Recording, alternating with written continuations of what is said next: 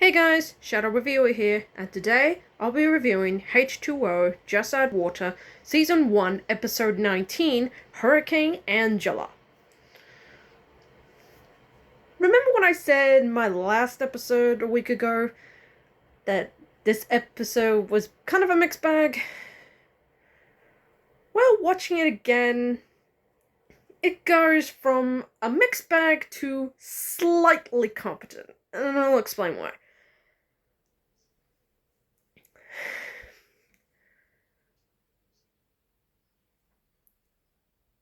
What I do like about this episode is the message.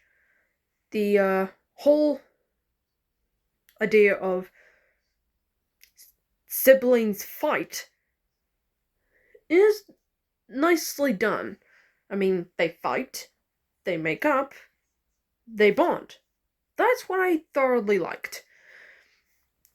I mean, Cleo and Kim are not the greatest of sisters, but they do have the legit moments of being nice to each other. As later on in the series, particularly Season 3, or was it Season 2? I'll get to that when I review that. And there are some good moments in there. I mean, even they do fight for the stupidest of reasons, or the silliest of reasons, like when Cleo blames Kim for breaking her empathy player. I mean, yeah, I get that. Still silly, though.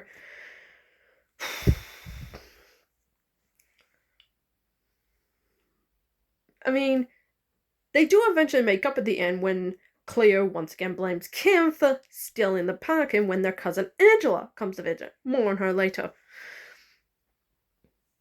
And I like they do apologize to each other. And they agree that, I do like Kim's line, annoying cousins are much more annoying than annoying sisters. That's nice. I thought, at that moment, that was nice. Good message.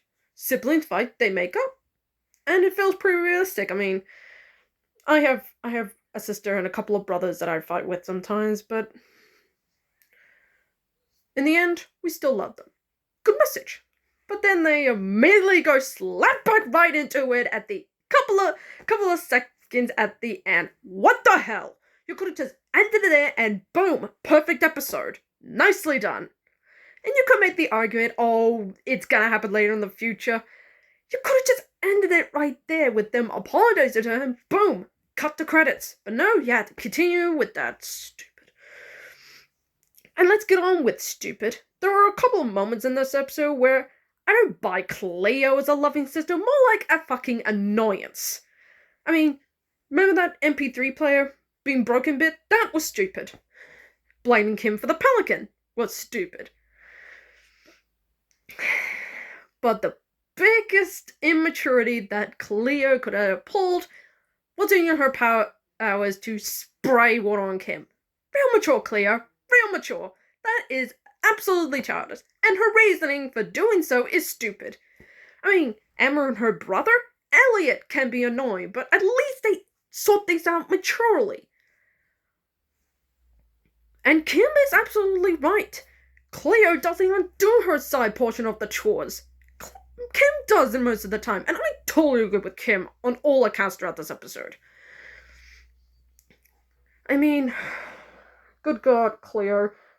Like Kim said, you could have done this maturely and responsibly, but you had to act like a child. Nice. And that's the negative stuff. Let's get on to the positive stuff. Lewis in this episode gets the biggest laughs out of me.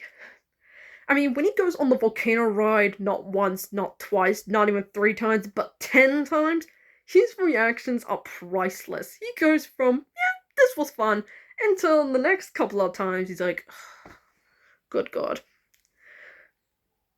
And especially at the end when they're interrogating Angela, his reactions and his delivery get the biggest laugh out of me. Oh my God, it cracks me up. Isn't it punk? You know, I'm so glad we get Funny Lewis back again. That was perfect community time. Now let's get on to what I say is pretty much the best part of this episode, Angela. Honestly, the actress that plays her, I'll add that in the description. I've forgotten who the actress is playing her. She is kind of a conniving one-off villain. I mean, the way she slowly manipulates Cleo and Kim into fighting again is pretty well timed, and all to go bodyboarding. And the punishment she gets at the end is pretty well deserved. Great community. It's great stuff. Angela is a pretty decent little manipulative bitch. I'll give her that. And yeah.